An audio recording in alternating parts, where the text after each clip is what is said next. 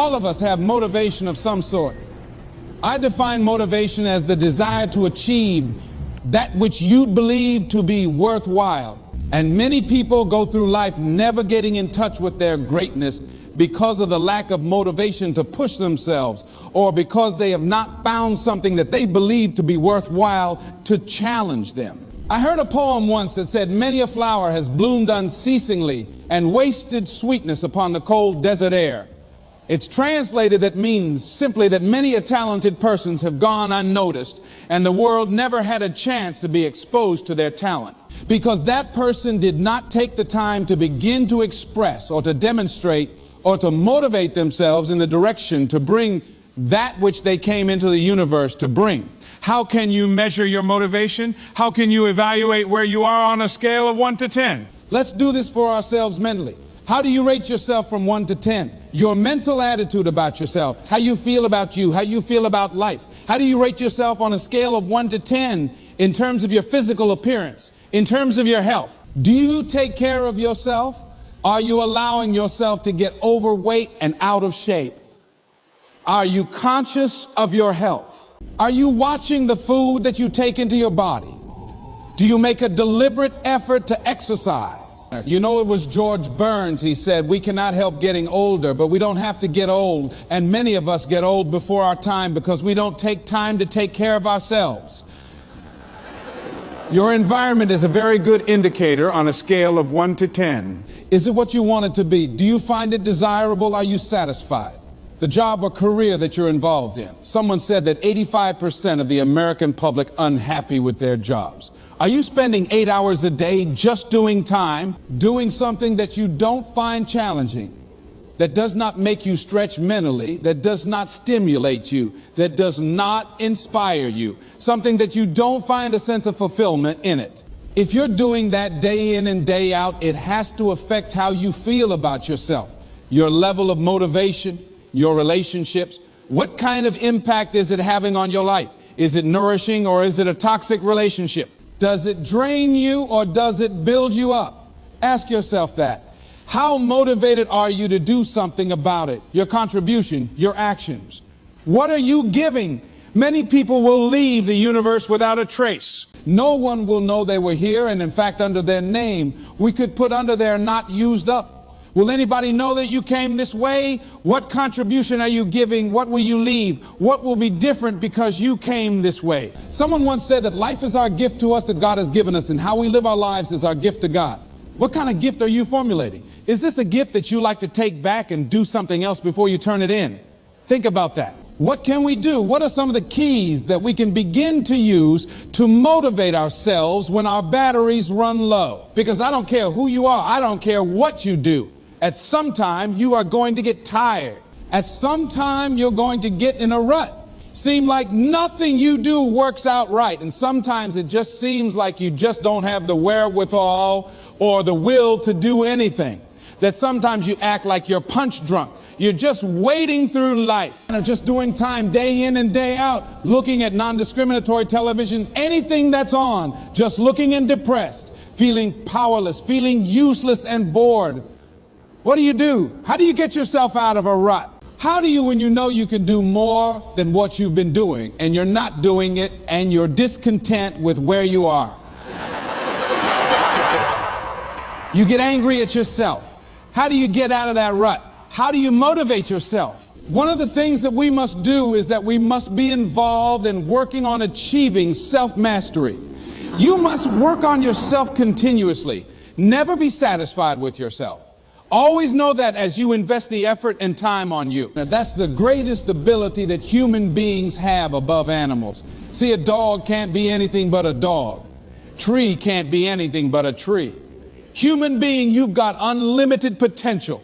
You can put effort on you, and by concentrating on you and developing you, you can transform your life wherever you are right now. So you want to work on yourself. You want to read books that inspire you and motivate you. You want to listen to tapes over and over and over again. And I suggest that you listen to tapes when you first get up in the morning. You want to control the spirit of your day. When you first wake up in the morning, your mind is operating at 10, 5 wave cycles per second. That's when the subconscious mind is most impressionable. Whatever you hear in the first 20 minutes when you wake up, that will affect the spirit of your day. When you listen to tapes, listen with relaxed belief, believing that this can happen for you. And by listening to them, listen to them over and over and over again, and you will get a breakthrough. You can listen to the same tape for months, and all of a sudden you hear something you never heard before. It have a special meaning for you. Or read the same book over again, and you'll find some special insight. You said, I can't believe I didn't see that the first time, so you want to be involved in developing yourself. Most people won't do that. Most people won't take that kind of effort and invest that kind of energy in themselves because they will fall prey to that conversation within. Oh, don't do that. You don't have time. You're too busy. You're too caught up in the rat race. Most people won't do that. Well, they won't take time to go to lectures. They won't take time to go to seminars. They won't take time to go to classes to improve themselves. And as you continue to work on yourself, you will begin to expand your vision of yourself. You begin to work towards self-mastery, and you will begin to see it reflect itself in all the dimensions of your life, your mental life, your physical life, your social life, in your relationships, your monetary life. So concentrate on developing yourself, because if you don't, I guarantee you that you will make a settlement. And most people have, and most of us already have. What kind of settlement have you made with your life? You know, when we make settlements out of court settlements, you've heard them. That means that you decided to take something less than what you originally wanted to get had you gone into court. And the reason that you settled outside of court is because you didn't believe that you can get it. So you made an out-of-court settlement. Many of us are making in-life settlement. We're settling for less than what we actually deserve. We don't feel good about it, but we make it work in our minds. We'll come up with some kind of excuse to make it all right. What kind of settlement have you made with your life? Many of us settle for less than what we want out of relationships because we don't have the courage to change them. In order to begin to find some keys to self-motivation to drive yourself in addition to working on yourself. And as you work on yourself, you feel good about yourself. And as you feel better about yourself, you treat yourself differently. Develop a health plan. See, you can't feel well and do well if you don't have good health. You can't perform if you don't have your health. Your health is valuable. Develop a health plan, a plan that you will follow, because this is the only vehicle that you have to carry you through this experience called life, and you want to take good care of it because you love you enough. You care enough about you, and that's not easy. It is not easy having a health plan and sticking to it. What are the things that you fear that's been keeping you from living your dream? That's been keeping you from doing some things that you would like to do? Just think about those things, and how do we begin to handle that? Abraham Maslow said that the life is about growth. And he said you could either go back to your comfort zone, and there you won't find any growth, or you must be willing to go forward and face your fears again and again and again, because you're never going to have a fear-free existence. I mean, some fear is acceptable and legitimate. There are some things that you really should be afraid of. Now, you shouldn't allow it to immobilize you. You acknowledge it. You take it into account and you carry yourself accordingly. There are times that we should proceed with caution, but it's the difference between being stopped by fear. It's a difference between having a fear and the fear having you. So what do?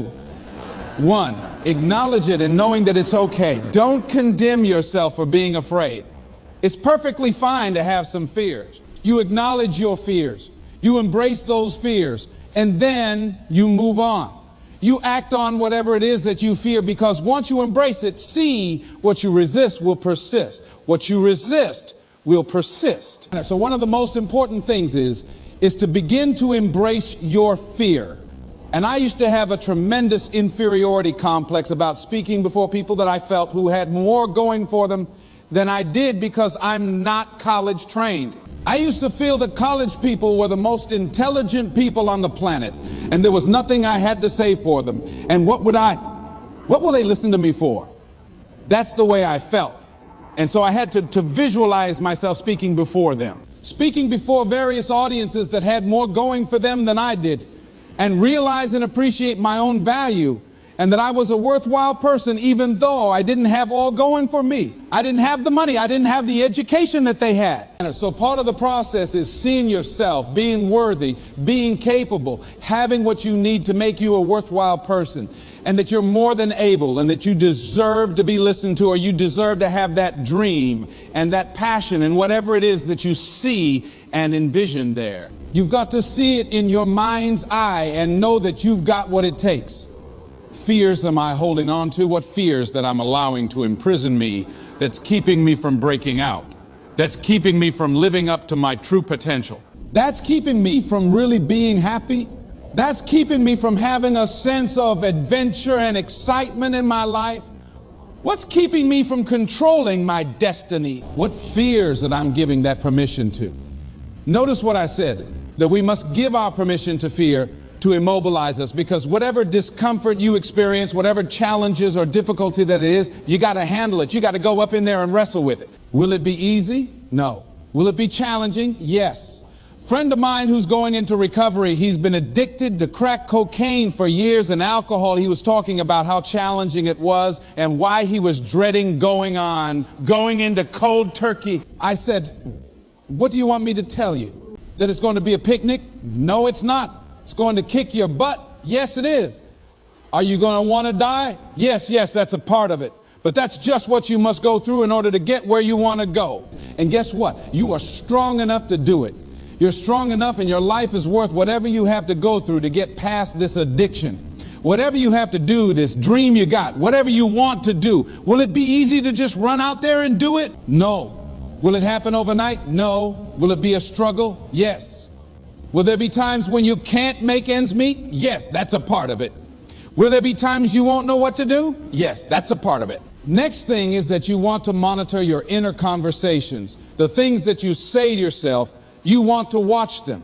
And in watching them, you want to take charge. A friend of mine told me this evening, and she did it excellently. She said, I didn't want to come tonight. And I was feeling so depressed. And I said, I'm going anyhow. See, that was the conversation. Oh, you really don't feel like it. You really don't need to do it. You don't really need to read anything. Forget all that. That's that inner conversation. Oh, you don't need to worry about trying to go into your own business. Forget that. You can't do that. What if you lose everything you've got? That inner conversation that stopped you from doing the things you want to do less, don't do that. How can you possibly think about being a motivational speaker? You don't have the contacts. You don't have the money. You don't know the right people. You're going to get up there and your mind's going to go blank. Forget all that. You remember that time you got up before some people and you panicked. You stood up in your mind, sat down. Don't you remember? And I said, yes. And then I said, shut up. So you've got to learn to stand up to yourself inside yourself. In short circuit, override that conversation. That's always going on. 85% of what that conversation will tell you is negative. It's negative. It will tell you you're tired when you really are not tired. It will tell you you can't do it. It will fill you with fear. So you've got to watch that conversation. And when you find it going on, you've got to stand up to it and say, I'm going to do this anyhow. I'm afraid, but I'm afraid not to do it. And I'm not going to let you stop me. The biggest challenge that you will have in life is you. There's an old African proverb that says, if there's no enemy within, the enemy outside can do us no harm. The next thing that is a key to self-motivation is that you've got to ask yourself, what do I want out of life? What do you want out of life? What do you want out of a job? What do you want out of a career? What do you want out of a relationship? What do you want? What gives you your life? How will you know when you got it? What will make you happy?